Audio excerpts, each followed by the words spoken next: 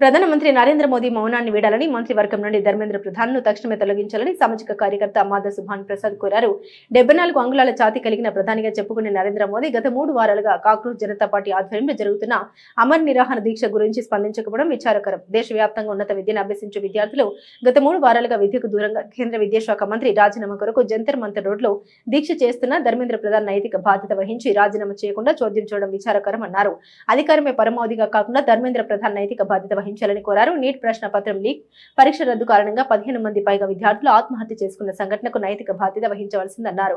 అంతేకాకుండా అసమర్థ మంత్రులను ఎప్పటికప్పుడు తొలగించి ప్రభుత్వంలో జవాబుదారీతనాన్ని పెంచాలని ఆయన డిమాండ్ చేశారు. 74 అంగుళాల ఛాతీ కలిగినటువంటి ఈ దేశ ప్రధాని 23 లక్షల మంది విద్యార్థులపై ప్రభావితం చేసినటువంటి నీట్ ఎగ్జామ్స్ రద్దయిన కారణంగా దాదాపు 16-17 మంది ఆత్మహత్యలు చేసుకుని ఆ కారణం చేత ఎటువంటి రాజకీయ నేపథ్యం లేనటువంటి విద్యార్థులు గత 3 వారాలుగా ఢిల్లీలోని జంతర్ మంతర్ దగ్గర ధర్నా చేస్తా ఉన్నారు, ఆమరణ నిరాహార దీక్ష చేస్తా ఉన్నారు.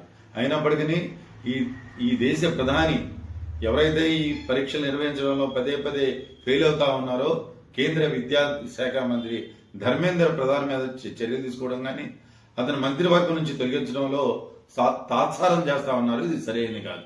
దేశ ప్రధాని అనేక అంశాల మీద మన్ కీ బాత్ అని చాయ్ మే చర్చ అని చెప్పి అనేక చర్చా కార్యక్రమాలు పెట్టినటువంటి వ్యక్తి వాళ్ళ అంతర్జాతీయ మీడియా కూడా ఈ ఢిల్లీ రాజధానిలో జరుగుతున్నటువంటి సంఘటనని పదే మరి ప్రచారం చేస్తున్నప్పటికీ మరి ఢిల్లీలో ఉండేటువంటి దేశ ప్రధాని ఇంతవరకు స్పందించబడడం